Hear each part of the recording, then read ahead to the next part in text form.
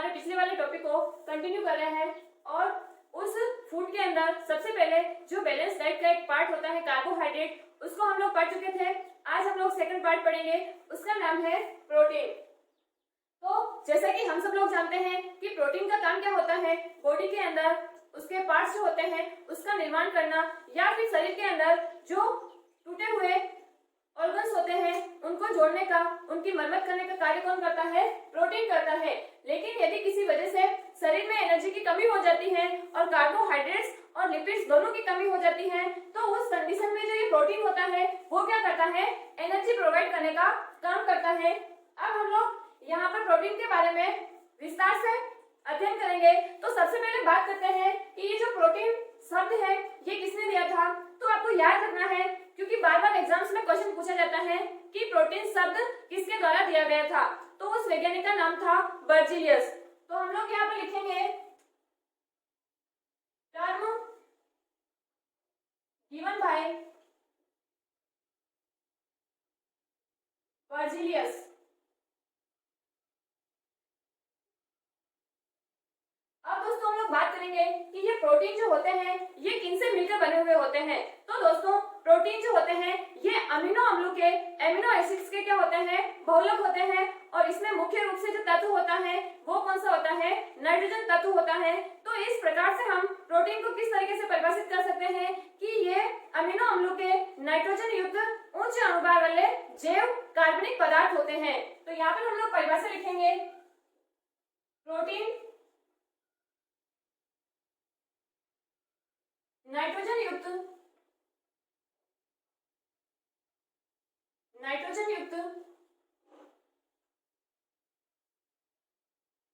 पदार्थों से निर्मित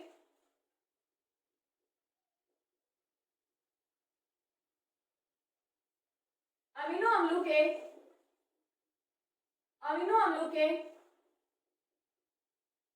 एमिनो एसिड्स के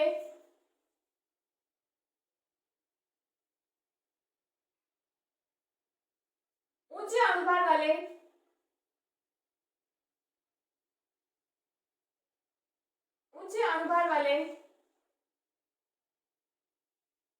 जैव बहुलक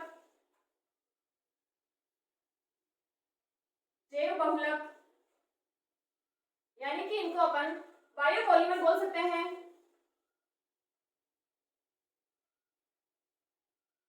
होते हैं। ये तो हो गई प्रोटीन की परिभाषा। अब हम लोग देखेंगे कि प्रोटीन जो अमीनो अम्लों से निर्मित होते हैं, अमीनो अम्लों के बहुलक होते हैं, उनमें कौन कौन से तत्व उपस्थित होते हैं। तो हम लोग यहाँ पर ऐसे भी लिख सकते हैं प्रोटीन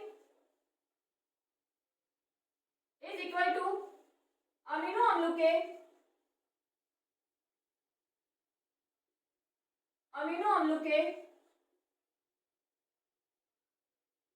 बहुलक। अब बात करते हैं कि इसमें कौन कौन से तत्व होते हैं। तो मुख्य रूप से जैसे कि हम लोगों ने कार्बोहाइड्रेट में देखा था कि इसमें कार्बन, हाइड्रोजन और ऑक्सीजन होते हैं। ये सारे के सारे तत्व तो किसमें भी होते हैं? प्रोटीन में भी होते हैं। लेकिन इसके अलावा इसमें नाइट्रोजन भी होता है जो इसकी मात्रा बहुत अधिक होती है और इसी से हम प्रोटीन युक्त यौगिकों की पहचान करते हैं। इसके अलावा फास्फोरस भी होता है, आयोडीन भी होता है और कुछ एमिनो एसिड्स ऐसे होते हैं जिनमें आयोडीन भी पाया जाता है।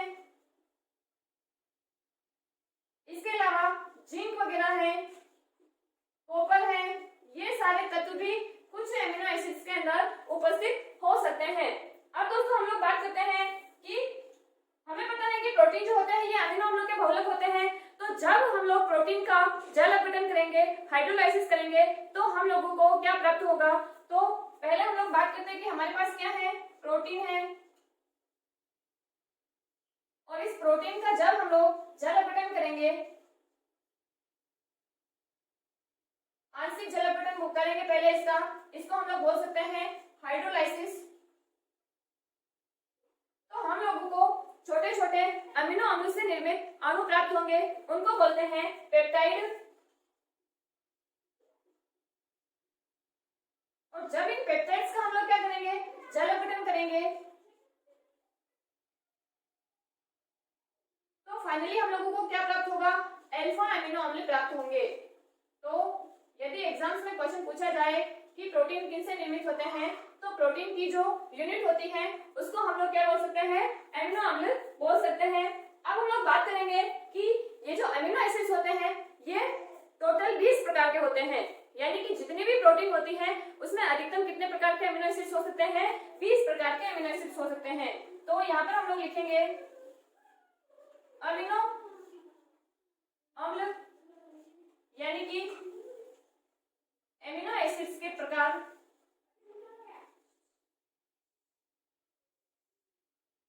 और ये टोटल होते हैं 20 प्रकार के।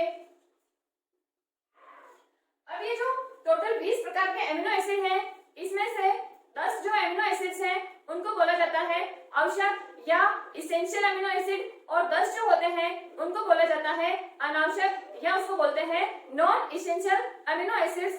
अब यहाँ पर आवश्यक अमीनो एसिड से मतलब यह है कि ऐसे अमीनो एसिड जिनका निर्माण मनुष्य के शरीर में नहीं होता है उनको बाहर भोजन के माध्यम से ग्रहण करना पड़ता है। और यदि हम लोग बात करते हैं अनावश्यक यानी कि नॉन इसेंशियल, उसका मतलब होता है कि ये पहले से हमारे बॉडी में बनते हैं और इनको हमें बाहर से लेने की आवश्यकता नहीं होती है। तो यहाँ पर हम लोग लिख देंगे 20 में से 10 जो होते हैं ये इसेंशियल अमीनो एसिड्स होते हैं,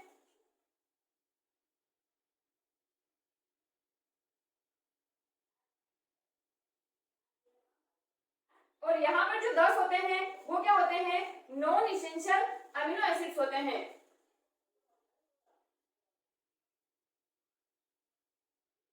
अब यहाँ पर बात हो गई इसकी सामान्य जानकारी के बारे में। अब हम लोग बात करें कि जो मनुष्य होता है वो शाकाहारी भी होता है, मांसाहारी भी होता है। तो यदि हम लोग बात करें कि जो शाकाहारी होता है, हर्बीवोर होता है, उसको सबसे ज्यादा प्रोटीन कहाँ से प्राप्त होता है, तो जो सोयाबीन होता है उसमें मैक्सिमम प्रोटीन होता है, लगभग 40 से 45% क्या पाया जाता है, प्रोटीन पाया जाता है। यदि हम लोग मांसाहारियों की बात करें यानी कि कार्निवोर्स की बात करें तो उनके अंदर जो सबसे ज्यादा प्रोटीन उनको मिलता है वो उनको मिलता है मांस एवं मछली से मिलता है, और उनके अंदर लगभग 30 से 35% क्या पाया जाता है, प्रोटीन पाया जाता है। तो ये तो मैंने आपको बताया कि शाकाहारी को सबसे ज्यादा प्रोटीन कहाँ से प्राप्त होता है और मांसाहारी को कहाँ से प्राप्त होता है।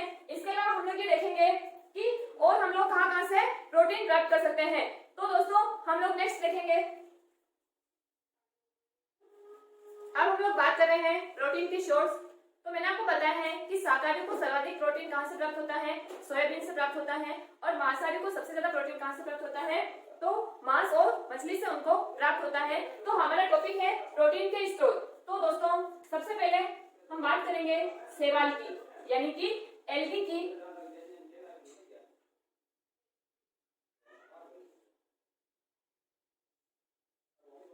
तो एल्गी जो होते हैं ये क्या होते हैं, फोटोसिंथेटिक होते हैं।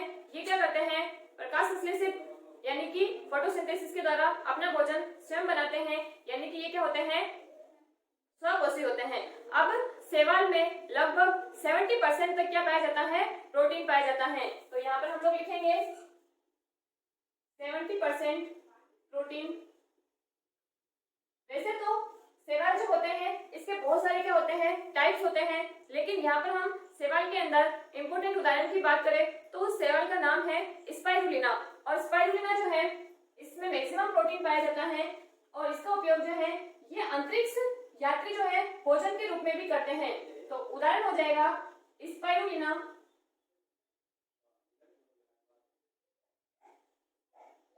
और अंतरिक्ष यात्री भी क्या क्या करते हैं, इसका उपयोग करते हैं। अंतरिक्ष यात्रियों द्वारा उपयोग।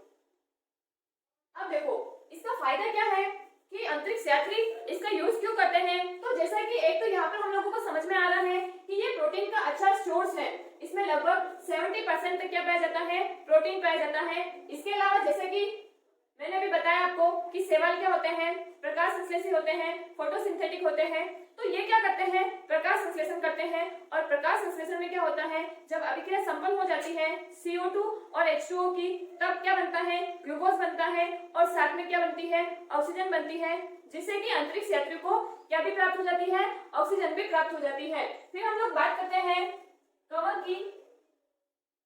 तो कवक यानी कि फंगस,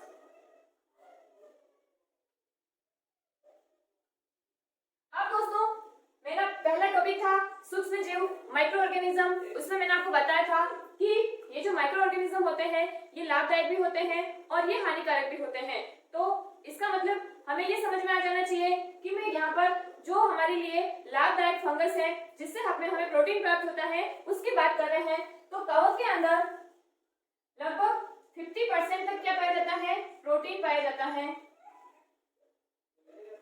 फिर हम लोग बात करते हैं सोयाबीन।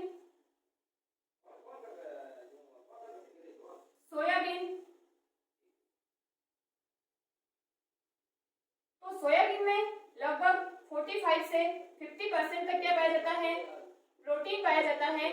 और शाकाहारी को सर्वाधिक प्रोटीन कहां से प्राप्त होता है, सोयाबीन से प्राप्त होता है। तो शाकाहारियों को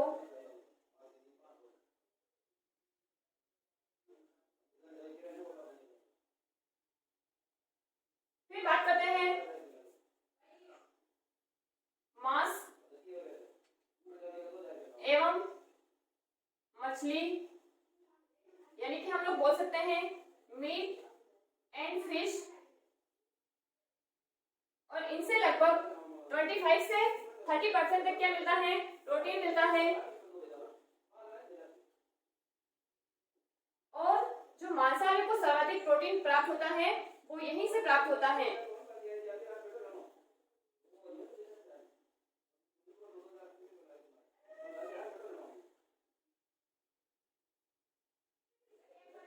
इसके अलावा हम लोग बात करें कि अंडा और दूध से भी प्रोटीन प्राप्त होता है। तो हम लोग बात करेंगे अंडा एवं दूध, यानी कि एग एंड मिल्क। तो इनसे भी हमें लगभग 35% तक क्या प्राप्त होता है, प्रोटीन प्राप्त होता है। तो यहाँ पर हम लोगों ने देखा कि प्रोटीन के मुख्य स्रोत कौन कौन से हैं। अब हम लोग बात करेंगे कि कुछ ऐसे इंपॉर्टेंट फैक्ट कि किसमें कौन सा प्रोटीन पाया जाता है। जैसे हमारे हेयर्स हैं, नेल्स हैं, बोन्स हैं, कार्टिलेज हैं, इसके अलावा पल्सेस हैं, सीरियल्स हैं, इनमें कौन कौन से प्रोटीन पाए जाते हैं उसकी बात करेंगे।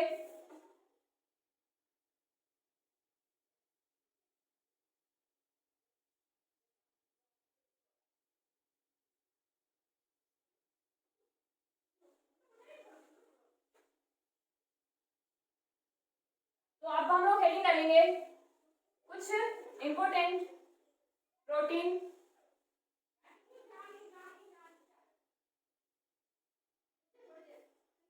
इंपॉर्टेंट फैक्ट्स भी बोल सकते हैं, important facts related to protein.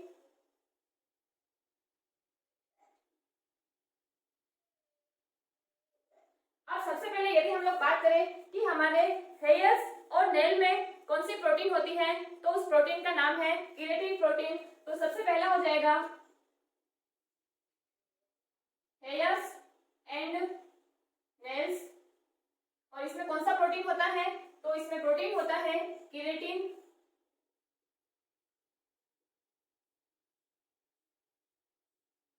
फिर हम लोग बात करें कि बोन के अंदर या जो अस्थि होती है उसमें कौन सा प्रोटीन होता है, तो उस प्रोटीन का नाम होता है ओसिन प्रोटीन।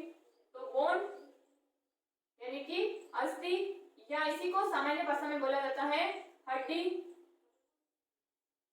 और इसमें प्रोटीन पाया जाता है ओसिन प्रोटीन। फिर बात करते हैं कार्टिलेज यानी कि उपास्थि की।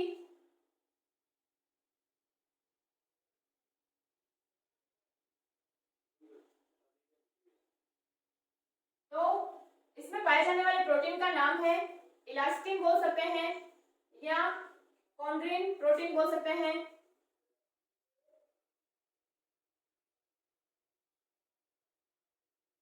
फिर नेक्स्ट हम लोग बात करें कि जो पल्सेस होती हैं यानी कि दालें होती हैं उनमें कौन सा प्रोटीन पाया जाता है, तो इसमें पाए जाने वाली प्रोटीन का नाम है ब्रोमेलिन्स।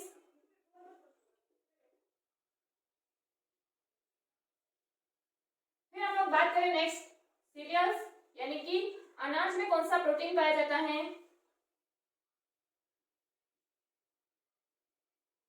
तो इसमें पाए जाने वाले प्रोटीन का नाम है ग्लूटेमिन्स।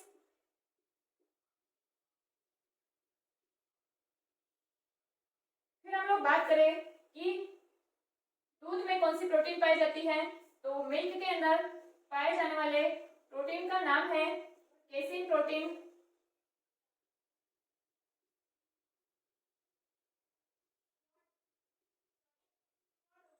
और फिर हम लोग बात कर रहे हैं एग में, यानी कि अंडे में कौन सा प्रोटीन पाया जाता है, तो एग के अंदर 2-3 प्रकार के प्रोटीन पाए जाते हैं। उसमें से पहले प्रोटीन का नाम है एल्ब्यूमिन और दूसरे प्रोटीन का नाम है ग्लोब्यूलिन।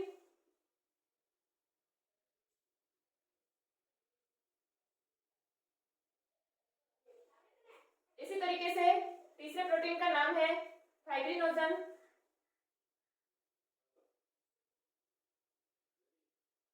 मुख्य रूप से ये तीनों प्रोटीन जो होते हैं ये एग के अंदर जो प्रोटीन पाया जाता है ये तो जो होते हैं ये ब्लड के प्लाज्मा में उपस्थित प्रोटीन होते हैं। इसमें पाया जाता है एल्ब्यूमिन प्रोटीन।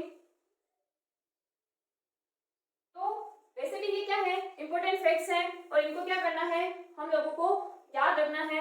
अब हम लोग बात करेंगे, जैसे कि मैंने आपको बताया था कि टोटल जो 20 आवश्यक अमीनो अम्ल होते हैं उसमें से जो 10 होते हैं वो क्या होते हैं, इसेंशियल होते हैं। तो वो कौन कौन से होते हैं, तो यहीं पर हम लोग देखेंगे इसेंशियल अमीनो एसिड, आवश्यक अमीनो अम्ल,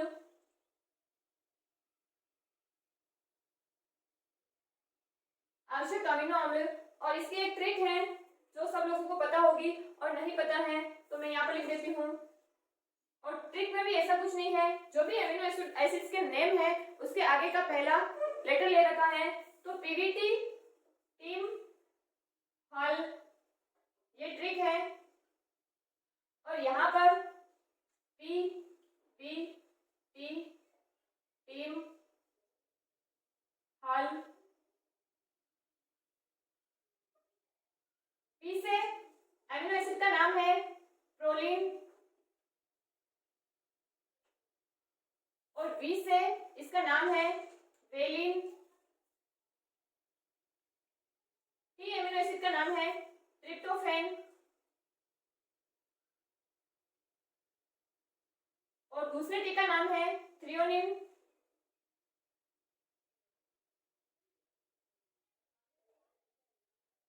और आई से बनता है आइसोल्यूसिन,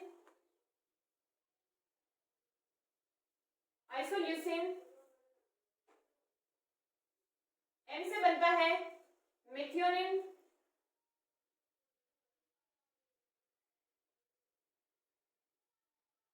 एच से बनता है हिस्टिडीन,